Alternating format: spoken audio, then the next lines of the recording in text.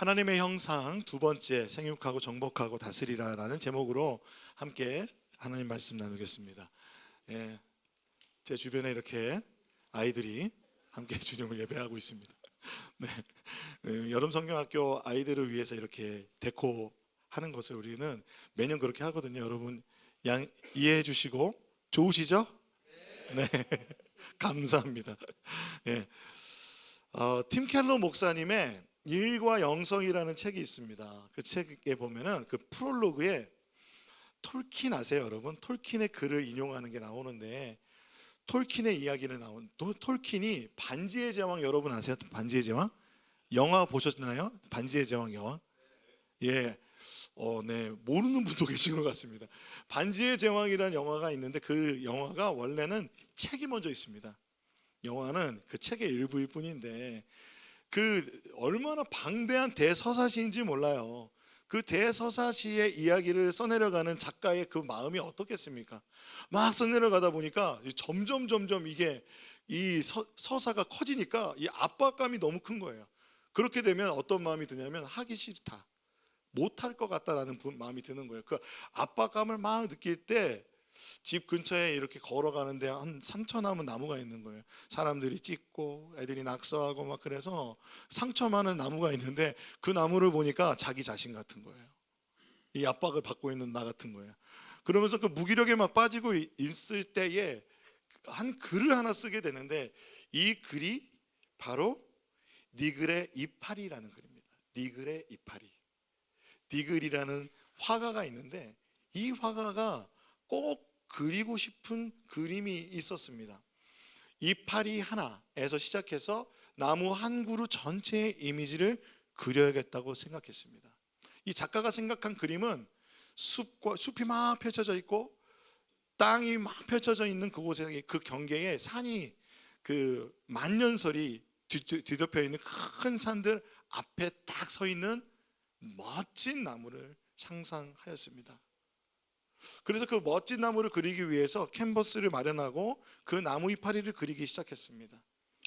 그런데 이 니글이라는 이름은 그 작가의 의도가 있어요. 작가의 의도가 있는데 니글이라는 이름이 어떤 이름이냐면 깨작거리다, 비능률적으로 일하다, 그리고 시간을 낭비하다라는 뜻이 있는 거예요.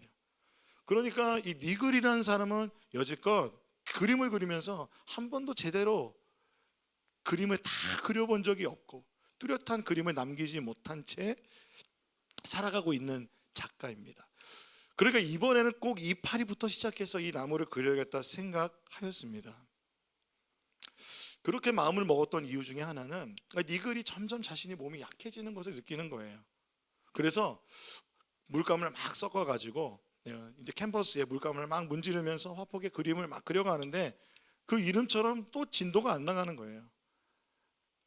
그 그림을 그리는데 이파리 하나 그리고는 진도가 안 나가는, 이파리를 그리면서 그 이파리 하나 그리는데 시간을 다 쓰는데 그 이유가 뭐냐면 첫 번째는 이 니글이 그 나무를 그리는 것보다 그 잎의 그 세생한 모든 부분들을 공들여서 그리는 거예요. 그 이파리의 그 모든 이파리의 그 모든 우리 모셀관 같은 것까지 다 표현하려고 그러고 그 음영과 광택, 그 표면에 맺힌 그 이파리에 맺힌 이슬까지, 그 이슬에 하나 꽂히면 이슬을 그리느나 그것에 집중하느라고 캔버스에 펼쳐지는 그 이미지가 별로 없는 거예요. 그림을 그리시는 분은 혹시 이해하실지 모르겠어요. 두 번째는 그의 따뜻한 마음 때문이었는데 이웃들이 부탁하는 일을, 이 그림 그리는 일을 하다가도 붓을 내려놓고 다 도와주는 거예요. 그러니까 붓을 막 그리다가도 또 이웃이 부탁하면 나가고. 그런데 가장 그 이웃 중에 제일 많이 부탁하는 사람이 이웃집 남자 페리시라는 사람이었답니다. 그냥 뭐 틈만 있으면 찾아와서 자질구레한 일들을 시키는 거예요. 이것 좀 해주세요, 저것 좀 해주세요. 그러니까 그것을 다 해주다가 본인 그림은 못 그리는 거예요. 그런데 어느 날 심지어 그의 아내가 아프다고 빗길을 뚫고 의사를 좀 데리고 와달라는 거예요. 아니 자기가 가야지 왜 니글한테 부탁하는 거예요. 그래서 니글이 그 부탁을 거절하지 못하고 빗길을 뚫고 의사를 데리고 왔습니다. 그런데 그것 때문에 니글이 독감에 걸려버립니다. 독감에 걸리는데 여러분, 그 독감이 심하게 걸리면 죽음의 고비가 오잖아요. 근데 그 독감이 너무 심하게 걸려서 보니까 죽음의 사자가 자기를 데리러 왔어요. 여러분, 이게 소설입니다. 이야기입니다. 이게 너무 몰입하셔서 이건 현실하고 이게 막 동일시하시면 안 돼요. 톨킨이 쓴 이야기예요. 그러니까 죽음의 사자를 등장시킨 이유가 있겠죠. 죽음의 사자가 와서 이제 길을 떠날 때가 됐다고, 같이 가자고 하는 거예요. 죽음의 사자가 와서 길을 떠나자고 하니까 자신의 죽음을 어쩔 수 없다는 것을 니글이 알게 되었습니다. 그러니 너무 그 슬픔이 찾아와서 슬퍼 엉엉 울면서 소리치면서 울게 됐습니다. 뭐가 생각났을까요? 그 그림 완성하지 못했는데 죽음의 사자에게 제발 아직 완성하지 못했단 말이에요, 절규하면서 울었습니다. 근데 결국 죽음의 사자를 따라서 세상을 떠났습니다. 이 세상을 떠난 화가의 그림은 어느 날 사람들에게 발견이 됐습니다. 그래서 마을에 박물관이 있는데 그 한켠에 후미진 구석에 잎사귀, 니글작, 그런 서명으로 오래도록 걸리게 됩니다. 그런데 얘기가 여기에서 끝나지 않고요, 니글이 하늘나라로 가는 열차를 타고 하늘나라로 갑니다. 오늘 아이들이 열차 타고 하늘나라 가고 있습니다. 구원 열차 타고 하늘나라 올라가고 있습니다. 하늘나라로 가는 그 가장자리 어느 쯤에 이르렀을 때 자신의 눈앞에 보이는 무언가가 있었습니다. 정말 그 완전히 사로잡혀서 볼 수밖에 없는데 내가 생각하고 상상하던 나무가 거기 있는 거예요. 내가 꿈꾸고 니글이 꿈꾸고 그리고 싶었던 그 커다란 나무가 완성된 모습으로 그려져 있는 거예요. 그 나무를 보고 니글이 너무 감격하면서 이 하늘나라에 들어가는 자신의 선물로 느낀 거예요. 야, 이건 선물이야 라고 고백하게 된 것입니다. 여러분, 니글은 그가 죽기 전에 화가로서 완전히 잊혀지고 그의 작품 또한 미완성인 채로 전시되었을 뿐입니다. 그러나 그가 영원한 세계, 하나님의 나라, 영원한 참된 세계에 갔을 땐 니글은 자신이 상상했던 그 구석구석까지 빠짐없이 완성된 자신의 나무를 보게 되었습니다. 그래서 니글은 깨닫게 되죠. 아, 내가 상상했던 그것이, 내 육신은 조금밖에 이루지 못하고 땅에 묻혀버렸지만 그것이 나의 그냥 상상의 산물이 아니라 영원토록 즐길 수 있는 실제의 일부였구나 라고 깨달았다는 것입니다. 여러분, 성경은 그런 것과 같습니다. 성경은 우리의 삶을 그렇게 이야기하고 있습니다. 우리에게 보여지는, 우리가 이룰 수 있는 것들은 그냥 일부의 것들을 우리가 이룰지라도 우리는 결국 요한계시록 21장 22장에 말씀하시는 것처럼 영원한 세계에서 진정한 우리의 삶의 모습, 우리의 모습을 발견하게 될 것입니다. 근데 이 글을 쓰게 된 톨킨은 이 글을 통해서 자신의 작품을 완성해 나갈 힘을 얻게 되었습니다.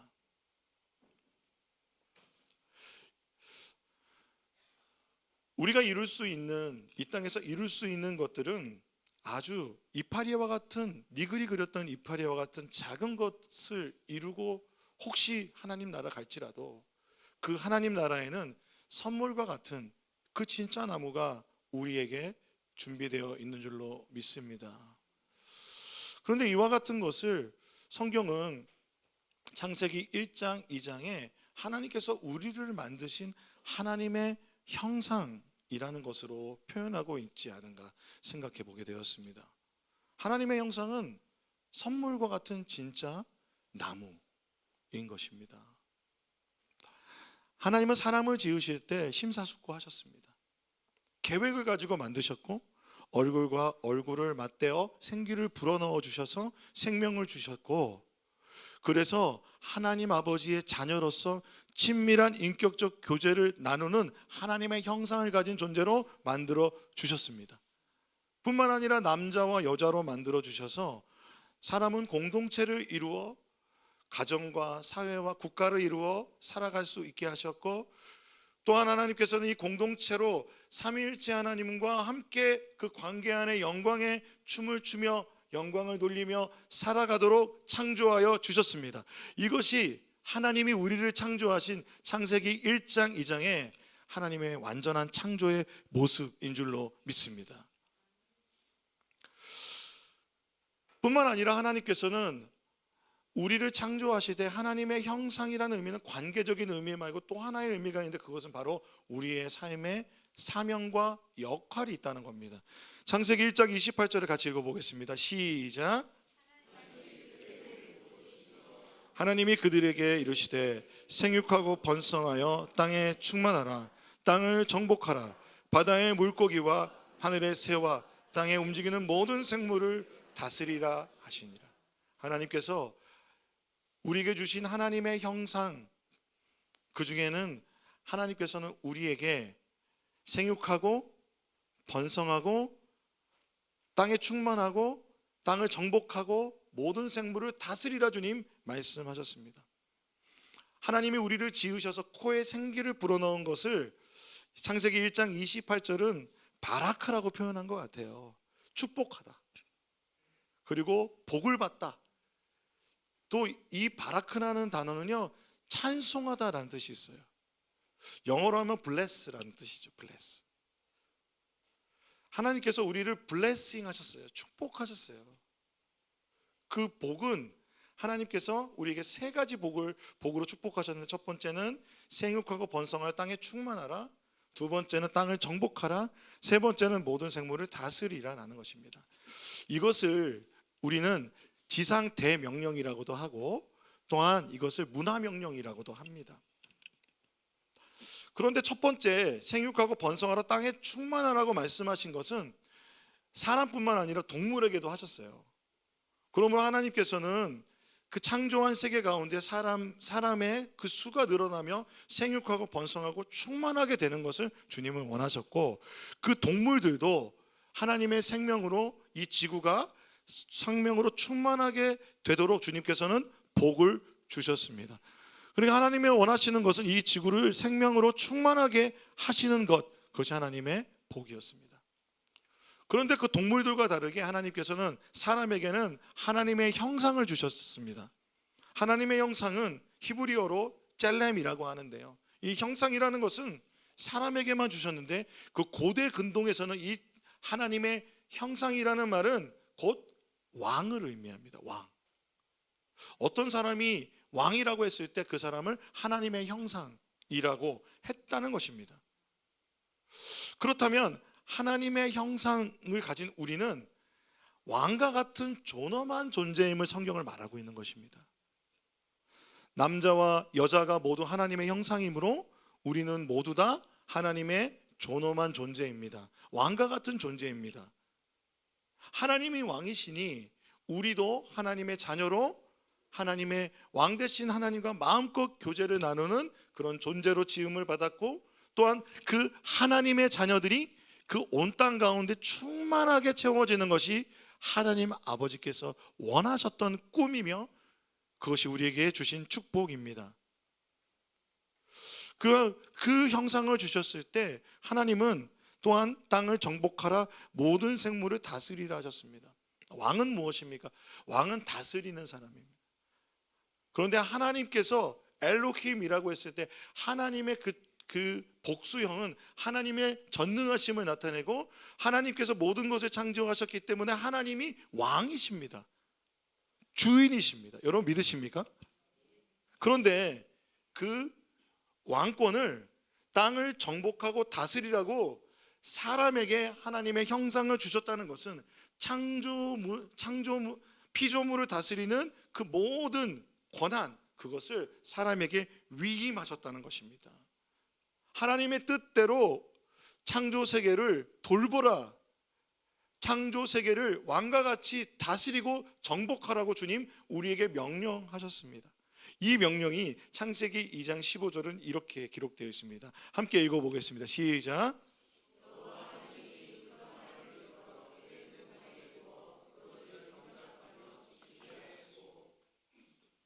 여호와 하나님이 그 사람 아담을 에덴에 두셔서 그리고 그것을 경작하고 지키게 하셨습니다. 에덴을 경작하고 지키게 하셨습니다. 에덴이라는 곳은 하나님과 사람이 함께 그 창조물과 함께 있었던 그 아름다운 곳이 에덴입니다.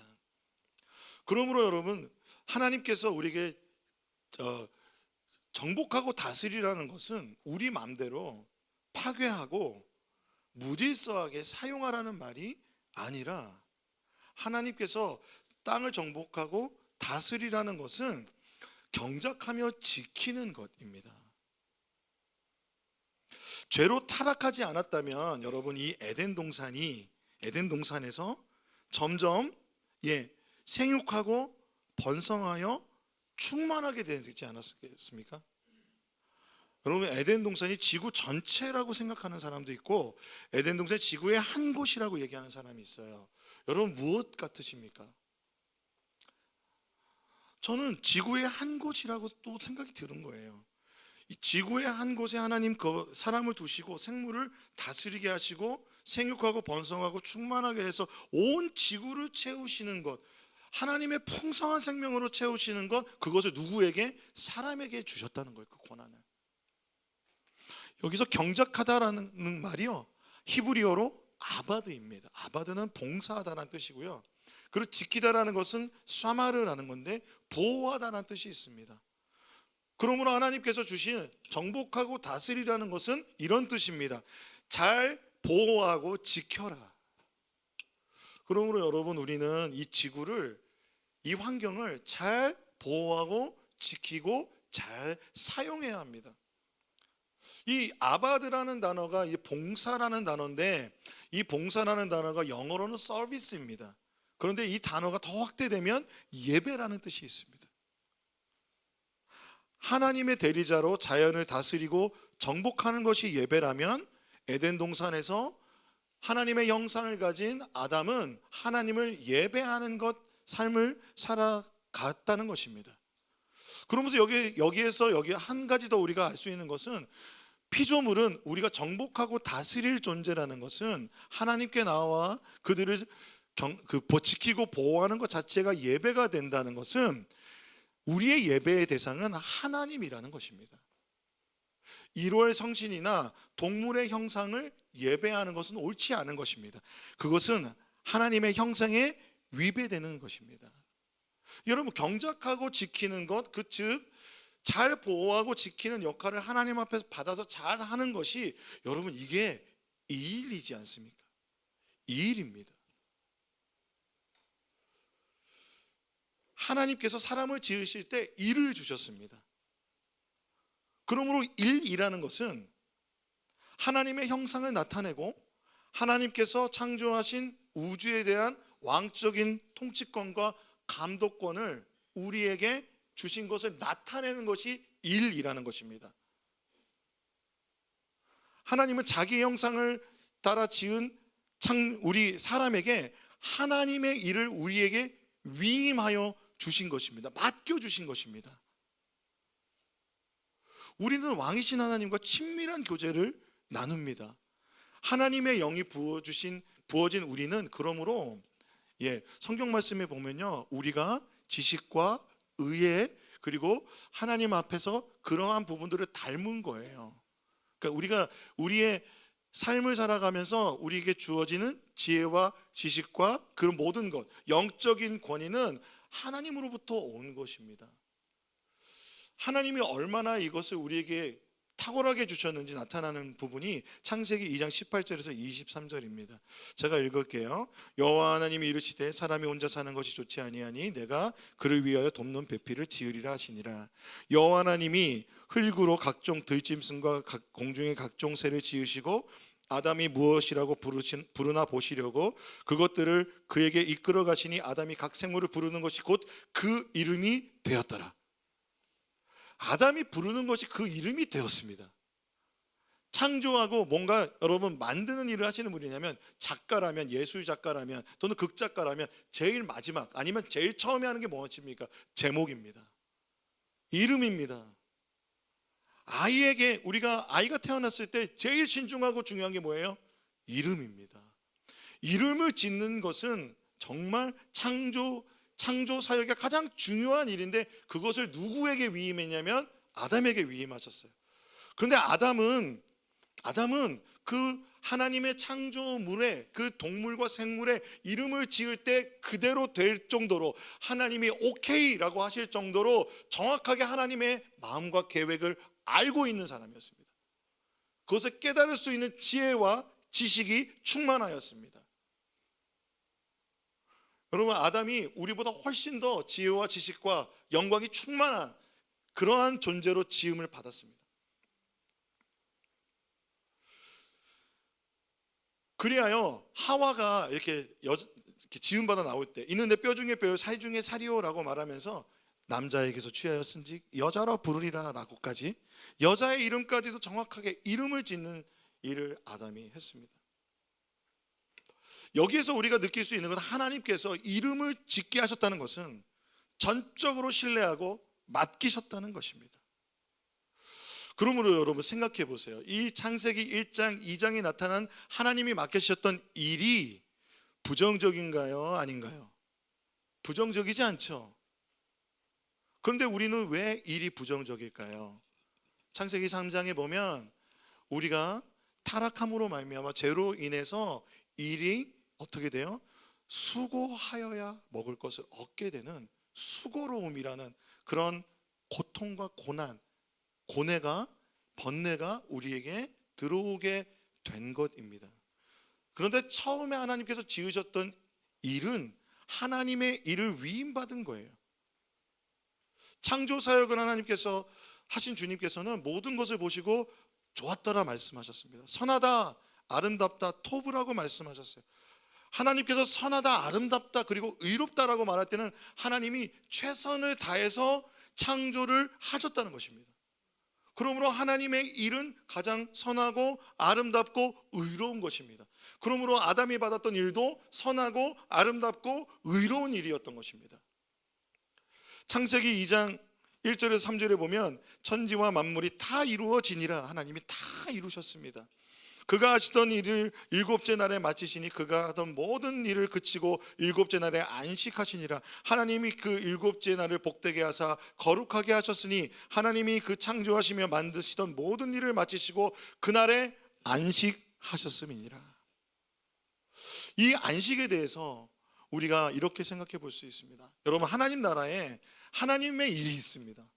하나님께서 창조하는 일들을, 그것은 사람이 할 수가 없죠. 무에서 유로 창조하는 것은 사람이 할 수 없습니다. 하나님은 지금도 그 하나님의 일을 하고 계십니다. 예수님 말씀하셨어요. 안식일에 하나님 내 아버지가 지금도 일하시니 나도 일한다, 주님 말씀하셨습니다.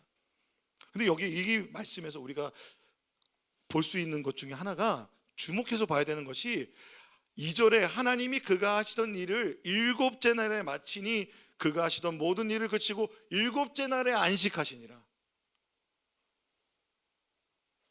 출애굽기나 신명기에 안식일에 대한 규정이 나올 때 엿새 동안은 일하고, 그리고 안식일에는 너희가 안식하라, 주님 말씀하셨습니다. 그렇죠? 그런데 이 창세기 2장 2절의 말씀에는 일곱째 날에 창조가 마치셨다는 거예요. 그리고 그 일곱째 날에 안식하셨다는 겁니다. 여기서 여러분, 히브리어로 안식하다는 그 동사가요, 쏴바트란 뜻입니다. 쏴바트란 뜻인데 중지하다, 쉬다라는 뜻이 있는데, 그러니까 두 가지 의미가 있는 거예요. 노동을 중지하고 쉬다라는 뜻이 있고, 또 하나는 그냥 그 쉼이라는 뜻이 있어요. 여러분, 어떤 것이 맞을까요? 어떤 분들은 주일을 생각할 때 내가 열심히 일하고 오늘 하루 쉰다. 오늘 하루 쉬는데 교회에 예배드리러 나오니 난 너무 괴롭다. 노동해서 쉰다라는 개념으로 하면 주일에 교회에 나오는 게 정말 그것만큼 부담스러운 일이 없고 그렇게 일주일 동안 일하고 또 교회에서 일을 한다. 봉사하기 힘들죠. 봉사하기 힘들고 진짜 근데 그렇게 계속 일주일 내내 일했는데 주일날도 그냥 일을 한다면 얼마나 괴로운 일입니까?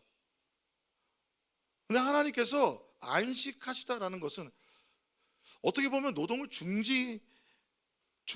중지하고 쉰다는 의미에서 하나님께서 그렇다면 창조일을 멈추셨는가? 예, 일곱째 날까지 그런데 하나님께서 창조하셨다고 하니까 멈추시지 않은 것 같아요. 자, 출애굽기 20장 11절에 보면 안식일의 규정이 이렇게 나와 있어요. 엿새 동안 나 여호와가 하늘과 땅과 바다와 그 가운데 모든 것을 만들고 일곱째 날에 쉬었음이라. 여기서는 이렇게 말씀하시네요. 안식의 규정이 사람에게 말할 때는 이렇게 말씀하신 거예요. 나 여호와가 안식일을 복되게 하여 그날을 거룩하게 하느라. 하나님께서 축복해 주시고 사람을 축복하시고 거룩하게 하셨듯이 그날을 축복하고 거룩하게 하셨는데, 이 히브리어의 안식하다라는 것이 단어가 사바트하고 또 하나의 단어가 쓰입니다. 그게 뭐냐면 누아흐입니다. 저희 카페 이름이 누아힐이잖아요.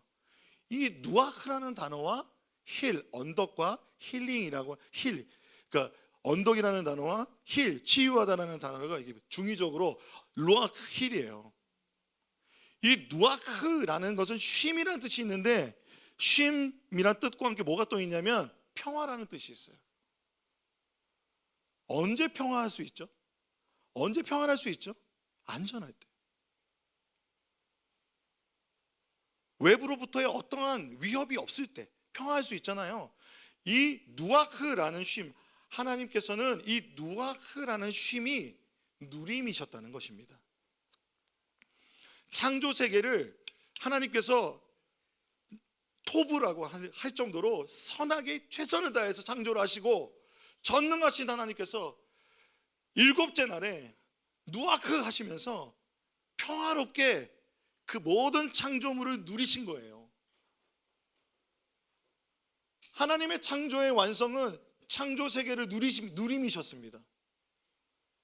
그러므로 쉼이 좋으셨다 하실 수 있는 거예요.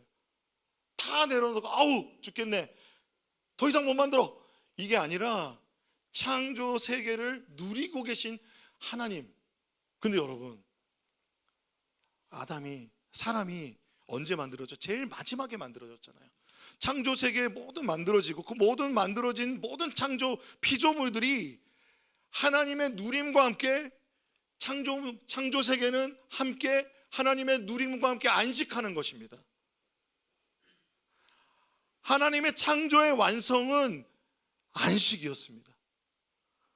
그러므로 사람은 안식함으로 하나님의 그 정복하고 다스리라는 권한을 받아서 그리고 그 삶이 시작이 된 것입니다. 여러분 놀랍지 않습니까? 그러므로 안식은 하나님의 왕권의 위임식인 거예요.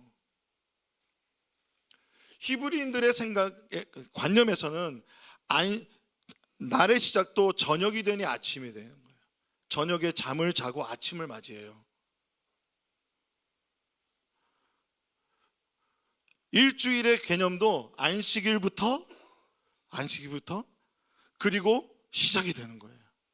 여러분, 우리는 예수 그리스도의 부활의 생명과 구속의 안식으로 주일을 지키죠. 여러분, 일주일의 시작이 주일입니까? 아니면 월요일입니까? 우리가 하나님과 함께 그 안식을 누리면서 하나님의 그 평화를 누리며 시작을 합니까? 아니면 일주일 동안 그 치열하게 살아왔던 그 하루에 오늘 하루 내가 하나님께 이 시간 좀 드린다라는 개념이십니까? 여러분, 이것이 완전히 삶의 패러다임을 바꿉니다. 하나님과 함께 쉼을 누리고 시작하는 하루는 하나님의 나라로 살아가는 것입니다. 하나님이 주신 힘으로 살기 때문에 내가 살아가는 삶도 하나님이 주신 것입니다. 내가 살아가는 오늘 하루도 하나님이 주신 것입니다. 그리고 하나님은 우리에게 안식을 주신 이유가 뭘까요? 우리의 유한함을 아시는 것이죠. 쉬지 못하고 달려가는 우리들에게 안식이 필요함을 말씀해 주시는 것입니다. 누림이 필요함을 말씀해 주시는 것입니다. 하나님은 안식으로 창조를 완성하셨고, 사람은 안식을 시작으로 하나님의 형상으로 위임된 창조주의 대리자의 일을 하게 되었습니다. 그러므로 안식은 하나님의 소명을 받고 그 사명에 대한 위임을 받는 날입니다. 아담과 하와의 에덴에서의 삶은 이와 같은 창조 세계에 대한 하나님의 안식을 통해서, 그러므로 사람은 일과 안식의 균형이 있어야 하는 것입니다. 일과 안식의, 안식과 일의 그 리듬 속에 하나님은 우리가 살아가기를 원하십니다. 사랑하는 여러분, 하나님을 누리는 그 쉼으로 안식을 보내십니까? 아니면 일주일의 그 노동을 잠깐 멈추는 그 쉼으로 이 하루를 보내십니까? 현대를 살아가는 우리 그리스도인들의 모습을 한번 생각해 봤습니다. 목회 데이터 연구소의 통계 자료를 보니까요, 신한은행에서 실시한 보통 사람 금융생활 보고서 2024에 보면 이렇게 되어 있대요. 그러니까 사람들이 직업을 선택할 때 젊은 연령층인 MZ세대부터, 그러니까 우리 베이비 부모라고 하는 어른 세대까지 직장 선택의 기준이 워라벨이라고 하는 행복지수보다 연봉이 더 1위랍니다. 연봉. 돈을 많이 주는 데 간대요. 그리고 이제 MZ들은 워라벨이 그 다음으로 지수가 높아요.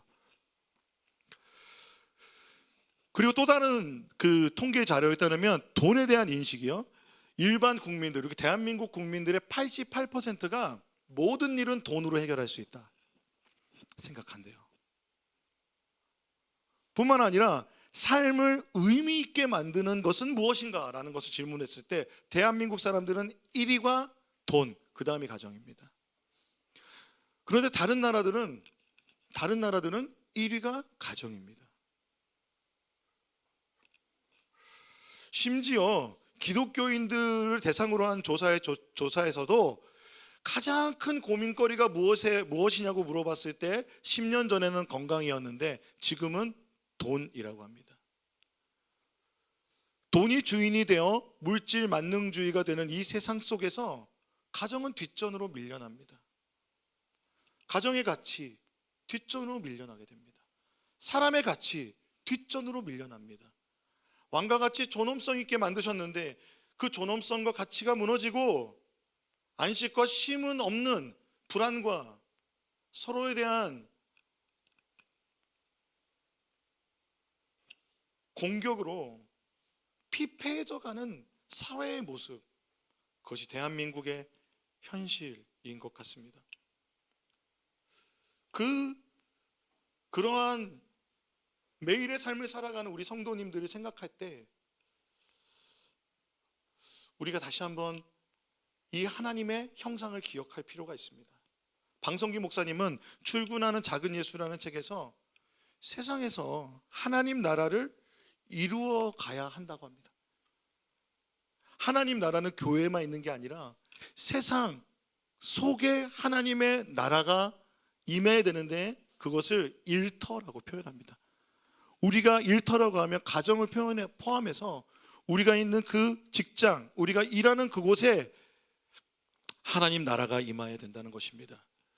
여러분, 교회가 하나님의 나라죠. 그런데 자칫하면 종교의 껍데기를 쓴 하나님 나라가 임하지 않으면 권력과 탐욕이 난무한 하나님 나라가 보이지 않는 그러한 곳이 될 수 있는 것도 교회라는 것입니다. 진정으로 거룩하고 하나님 나라가 임한다는 것은 무엇입니까? 생각해 볼 필요가 있습니다. 여러분, 세속의 일터, 여러분이 살아가는 일터는 사람이 일을 하는 도구가 되어버렸다고 합니다. 돈이 하나님의 위치에 있어서 돈을 벌기 위해 일하고, 그러니까 그 일을 하기 위해 사람이 필요하기 때문에 사람을 도구로 쓰고, 그리고 돈이 먼저고 그 다음이 일이고 그 다음이 사람입니다. 그런데 하나님의 자리는 없습니다. 왜냐하면 돈이 하나님이니까요. 이렇게 파괴된 하나님의 형상이 파괴된 이 세상에 예수 그리스도께서 하나님의 나라를 가져오신 것입니다.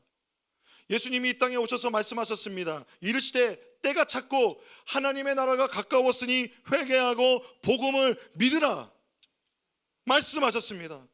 예수님은 이 땅에 하나님의 나라를 다시 시작하셨습니다.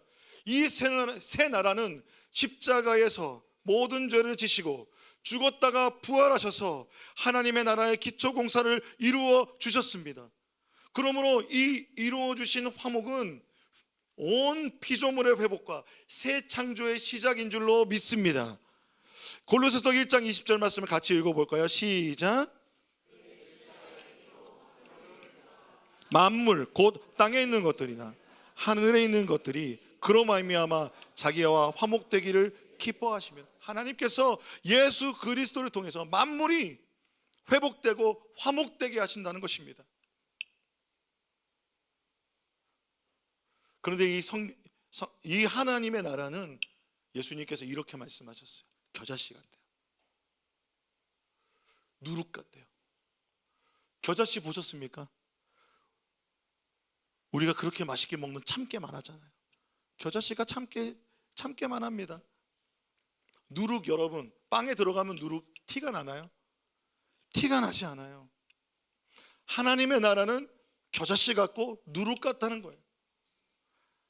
나 일터에서 하나님의 나라 어떻게 이루어요? 내가 겨자씨고 나 누룩같이 작은 존재인데, 그러니까 니르가 이파리를 그리면서 그 이파리 하나에 그 목숨을 걸면서 막 그리는데 그 나무는 그리지 못하고 이파리만 그리다가 하나님 나라 간 것처럼 내 인생이 지금 나의 삶 가운데 일주일의 삶을 살아갈 때 가정과 일터에서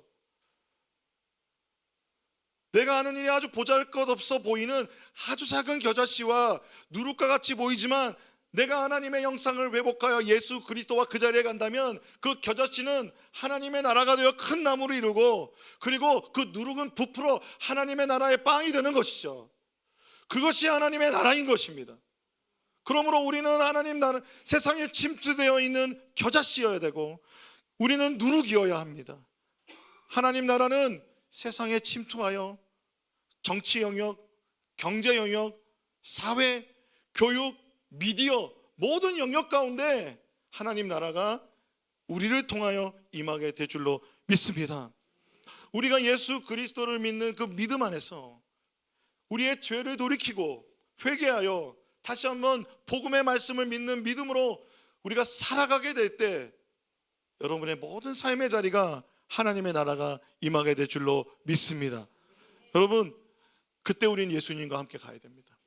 왠 줄 아십니까? 예수님께서 하늘에 승천하실 때 이렇게 말씀하셨어요. 예수께서 나와 말씀하실 때 이르시되 하늘과 땅의 모든 권세를 내게 주셨으니, 예수 그리스도께서 회복하시는 하나님의 형상을 붙잡고 우리가 간다면 하늘과 땅의 모든 권세를 가지고 세상으로 나가는 것입니다. 이 창조 세계를 회복하여 정복하고 다스리라, 보호하고 지키라, 하나님 나라를 이루라라고 하는 주님의 부르심을 이루는 우리 모두가 되기를 소망합니다. 그래서 하나님은 우리를 이렇게 말씀하십니다. 너희는 왕같은 제사장이다, 거룩한 나라다, 그의 소유된 백성이다. 주님 말씀하여 주십니다. 할렐루야. 우리 옆에 있는 분 성도님께 말씀해 주시겠습니다. 왕같은 제사장이십니다. 거룩한 나라이십니다. 하나님 나라의 백성이십니다. 할렐루야. 이 일을 이루신 예수님을 우리가 함께 찬양하며 나가기 원합니다.